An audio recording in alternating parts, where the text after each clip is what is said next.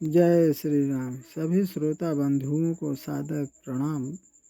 आइए आगे की कथा देखते हैं कि रावण की राक्षसी सेना आगे क्या कर रही है। तरहि न बिनु से मम स्वामी राम नमामि नमामि नमामि।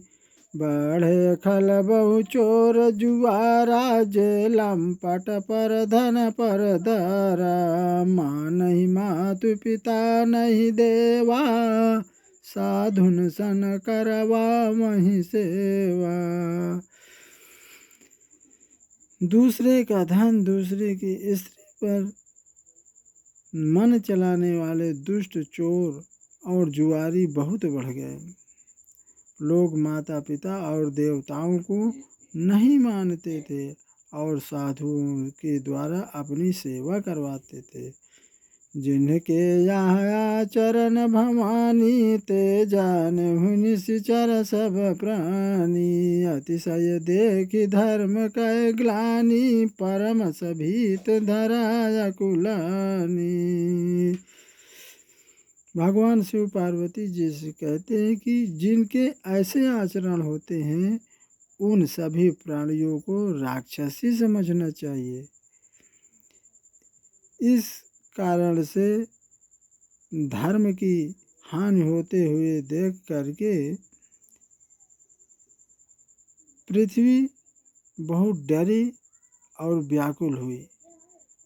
गिरि सरि सिंधु भार नहीं मोहि जस मोहि गरुआ एक पर द्रोही। सकल धर्म देखई विपरीता कही न सकै रावण भय भीता। वह मन में सोचने लगी कि पर्वतों नदियों समुद्रों का भार मुझे इतना भारी नहीं है जैसा कि एक परद्रोही मुझे भारी लगता है। सभी धर्मों को विपरीत देखकर रावण के डर से वह कुछ कह नहीं सकते थे। धेनु रूप धरि हृदय विचारी गई तहाँ जहाँ सुर मुनि झरी। निज संताप सुनाय शिशु रोई काहूँ ते कछु काज न होई। अंत में वह हृदय में सोच विचार करके गाय का रूप धारण करके वहाँ गई जहाँ मुनि और देवता छिपे हुए थे। वहाँ पहुँच करके वह अपनी दुख को सुनाकर रोई और पर किसी से कुछ काम ना हुआ। सुर मुनि गंधर्वा मिली करी सरबागे बिरंच के लोका। संग गोतनुधारी भूमि विचारी परम विकल भय शोका। ब्रह्मा सब जाना मन अनुमाना मोर कछु न बसाई।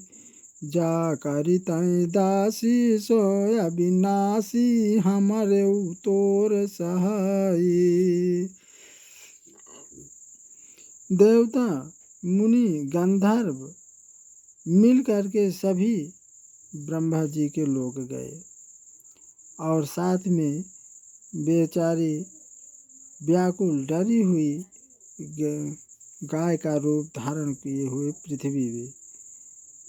उन सब को देखकर ब्रह्मा ने जाना और मन में अनुमान किया कि यह सब मेरे बस का नहीं है।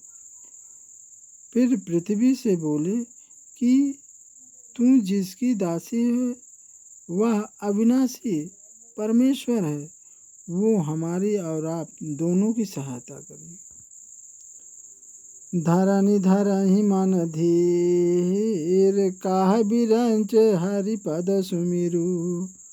जानत जन की पीर प्रभु भंजहि दारुण विपति।